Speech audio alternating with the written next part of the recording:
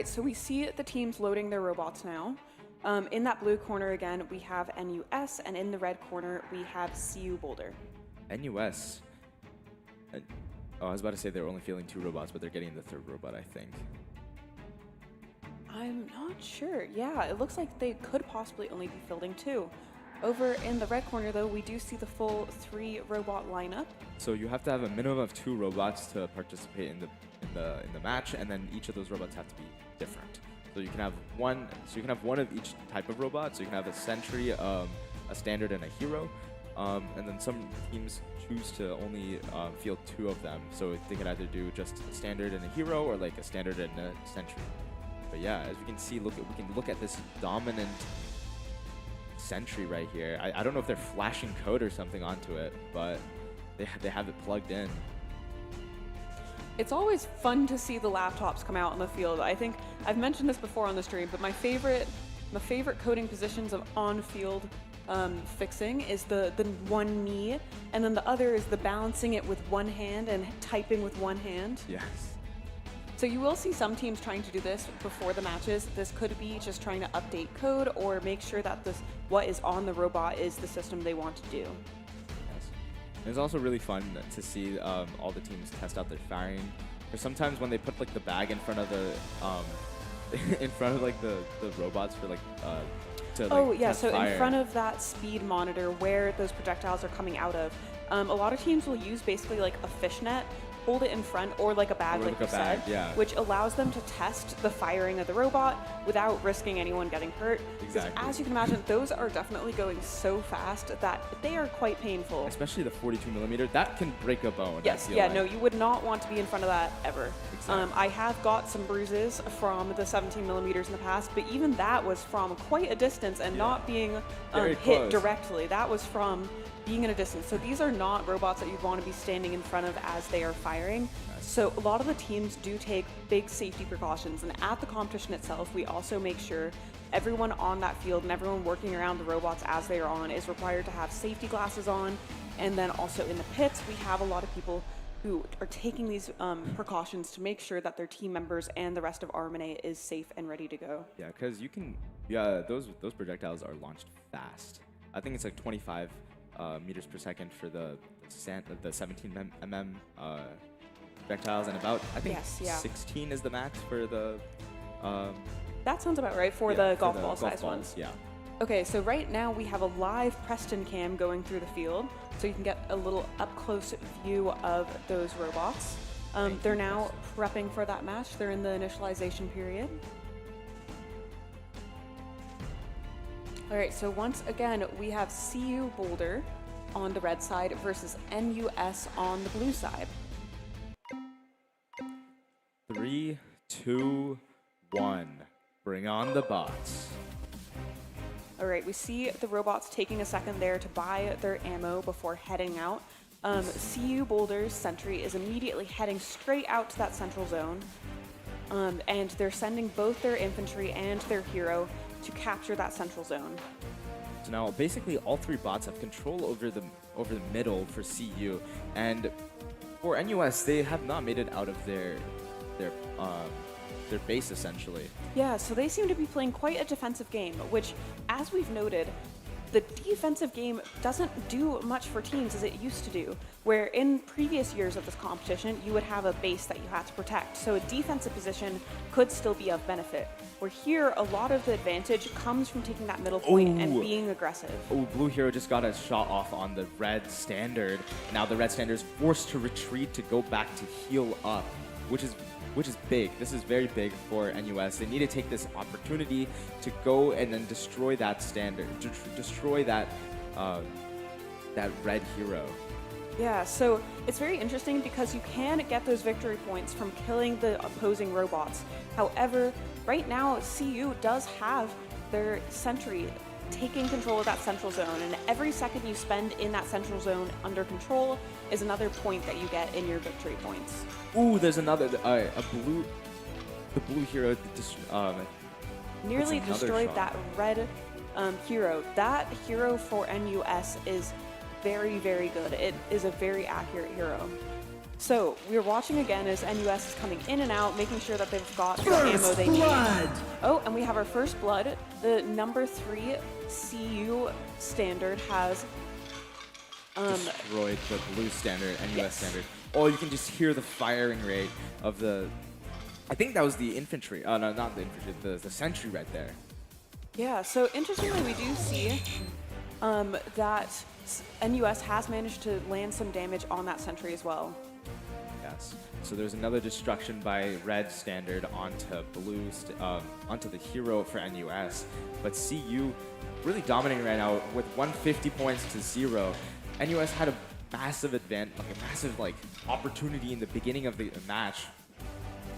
Oh, they did enough damage to the sentry where the sentry's retreating. Now it's time for NUS to really take control of that point. Yeah, so one thing that I find interesting is that although these NUS robots are very capable and we're seeing them inflict a lot of damage on these CU robots, is CU has managed to almost win this game already. They're at 189 points right now, 190 simply to 20 points. by just having a robot sitting in the middle of there. So despite the fact that NUS is accurate and is getting a lot of hits on that CU robot, it still isn't doing much in terms of the victory points to get that win. Exactly. Wow, what an eventful match. Yeah, no, so I really enjoyed getting to see both sides' robots really being competitive against each other. But like we said, this game really comes down to being offensive and having that push over the center of the field and taking control there. Exactly. It's really about that snowball effect, right? Basically, it's like once you get that first enemy kill, you need to just capitalize on it. You need to just rush the center. You need to like get another destruction at least, right? What we saw was we had NUS was able to destroy, not destroy, but really like make the CU standard go back into its like home base. So as we mentioned, the sentries are in fact fully autonomous. So when it's getting hit, if we see the movement patterns change, that is by design of the team. So we've seen that CU sentry that once it was staying in the middle, but once it hit a certain health level, it's got a decision tree that's basically telling it that now is the time to head back to a more protective zone, maybe up your health points a bit before heading out again. Probably. And we see a lot of teams do that because when you go back to your health, once you go back to your recovery zone, you also can gain health and then come back. So it's very useful to go back. So it's basically got a code saying, I'm a little hurt, time to go get some health back. Exactly. So NUS was like, I feel like this next round can be very competitive as well because NUS, they have a really good standard, and their hero's also landing many shots. So essentially, I feel like what they needed to go is like their hero gets a shot and then communicates that or whatever, and then NUS has to just with their standard rush in and try to like finish off and get that kill. And if they can get that dynamic down, I believe they can get a few more destructions, a few more enemy destructions early on. And those early on destructions matter so much. Yeah, so I'm really excited for the second round that we have coming up because I wonder how NUS is going to adjust their strategy now that they've gone through that first match. I really want to see them be a lot more aggressive. I think they have the ability to really get out there and try and contest CU for that center zone. We didn't really see them push at all against CU having the control of the center. Exactly. I'm excited. This next match can go either way. It's still maybe slightly favored towards CU because they have that really menacing sentry right in the center. And as we said, it's that 2 versus 3. So if that sentry is able to fire and also hit the NUS robots, that is a third robot that is getting or is attacking your own robots when you're trying to go against it. Yeah, I think we did see the sentry like for CU like attack a little bit. However, they only had 100 more projectiles launched compared to NUS. So maybe NUS didn't push far enough where the sentry was able to fire at them more. So we have to see. Yeah, so we're now, both teams have exited the field. They've prepped their robots, decided that there isn't anything more they need to do. So they're now heading into that initialization period before that match starts. All right. Do you ever read the inspirational quotes? I love them, watching all of the various inspiring quotes you get going. Yes. 3, 2, 2, 1. All right. Let's see if that sentry makes its way. As you can see, CU sentry avoids the bumpy area. Oh. Oh, so it looks like they might have put something different on their sentry, as it is taking a very defensive stance. It's still moving around, but it's not taking that pattern that we've seen before where it heads straight for the middle. NUS now has control of the central point, and now they're going to be 1v1ing the sentry, but the sentry's just melting away at NUS as standard and gets the first blood. Oh, that gives a lot of XP to all of the double kill and the double kill on wow, the blue so hero. yeah, so both the infantry and the hero of NUS has gone down, and we're seeing CU take advantage of this time period where they're going to be weak and vulnerable, getting up close and personal into their space. So as these two robots are respawning, they are able to basically farm these victory points off of them. So as soon as their invincibility goes away, they are aiming at them, firing, and getting that going. And like I was mentioning, this is a great advantage of having that sentry who's able to sit in that midpoint and just gain those victory points while these two other robots are going for different techniques. Exactly, and then we already have 100 points to 23 in favor of CU. Ejected. CU's sentry is now ejected. I think that was their standard. Oh, sorry, yeah, their standard ejected. And head referee suspends the game. All right, that will be interesting to see what's going on with that. Oh, the robot, it seems that the robot smoked with a lot of smoke. They're bringing out the fire extinguisher. Oh boy. Just to make sure that nothing is wrong.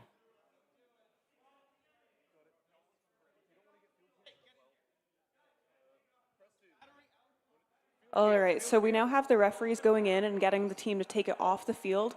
They want to take that battery out of it as fast as possible.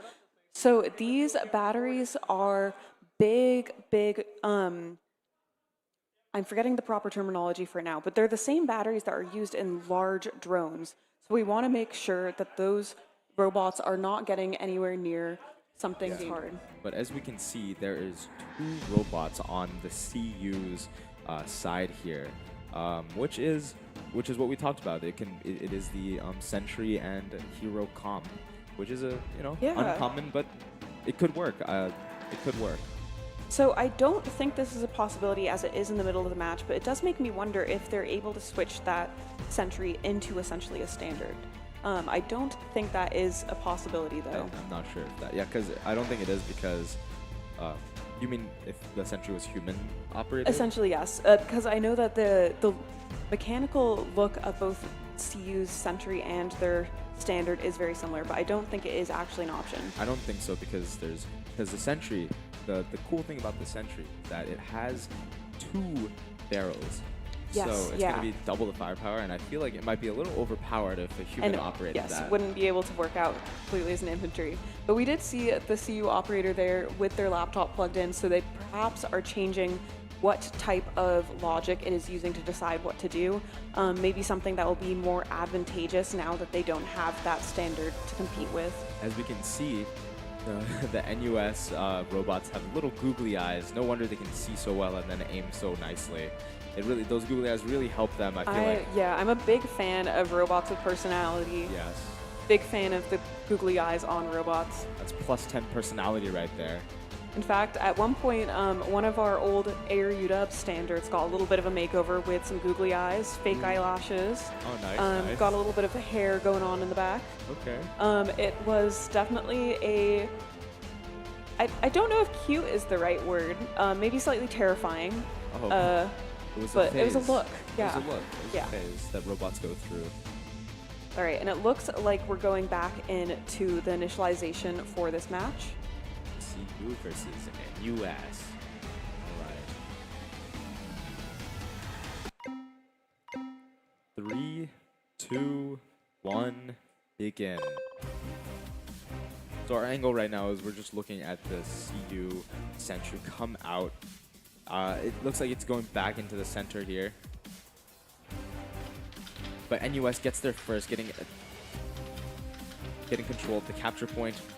And also the CU Sentry gets first blood on the blue standard, on NUS standard. And then the the NUS hero destroys the CU hero, at giving that team an advantage of 40 points as the Sentry has to go back to heal up. Yeah, so NUS, I'm sure, is very grateful for this opportunity, although obviously very, very sad for the CU team currently because they're not able to have that standard in this match. Oh my goodness. NUS is definitely taking advantage. You can see they already have 54 victory points to CU's 25. Oh my god. Sentry destroys the NUS standard.